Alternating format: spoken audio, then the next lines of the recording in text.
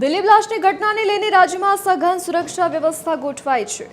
અમદાવાદ પોલીસનું વાહનોને લઈને જાહેરનામું બહાર પાડવામાં આવ્યું। શહેરના ગેરેજમાં સીસીટીવી કેમેરા લગાવાશે।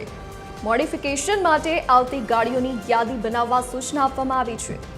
ગેરેજ પરના સીસીટીવીનું 30 દિવસનું રેકોર્ડિંગ રાખવા સૂચના અપાઈ છે।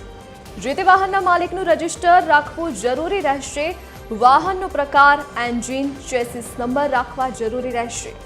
માલિકનું નામ, ફોન નંબર અને સરનામું રાખવા પણ સૂચન આપવામાં આવ્યું છે। ચોરેલા વાહનોને મોડિફાઈ કરી ગુનાહિત પ્રવૃત્તિ ન થાય તે ઉદ્દેશ્ય સાથે આ જાહેરનામું બહાર પડાયું। અમદાવાદ સીપીએ વાહનોને લઈને આ જાહેરનામું બહાર પાડ્યું છે। સંવાદદાતા ભાવેશસિંહ રાજપૂત ફોનલાઈન પર જોડાઈ ગયા છે। આજે ભાવેશ, સીપી દ્વારા વાહનોને લઈને જાહેરનામું બહાર પડાયું છે, શું વિગત?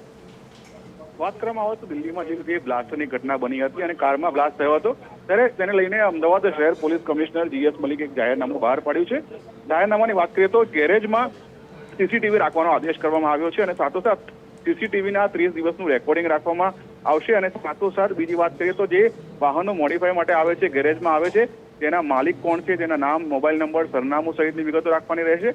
અને વાત કરવામાં આવે તો જે પણ વાહનો મોડિફાઈ માટે આવે છે તેના રજિસ્ટર મેન્ટેન કરવામાં આવશે। આ પ્રકારના સૂચના આપવામાં આવી છે અને જાહેરનામું પ્રસ્તુત કરવામાં આવ્યું છે। તેને લઈને હવે આગામી દિવસોમાં શહેર પોલીસ દ્વારા ગેરેજોમાં ચેકિંગ કરવામાં આવે તો નવાઈ નથી। જી ભાવેશ, વિગત બદલ આપનો આભાર।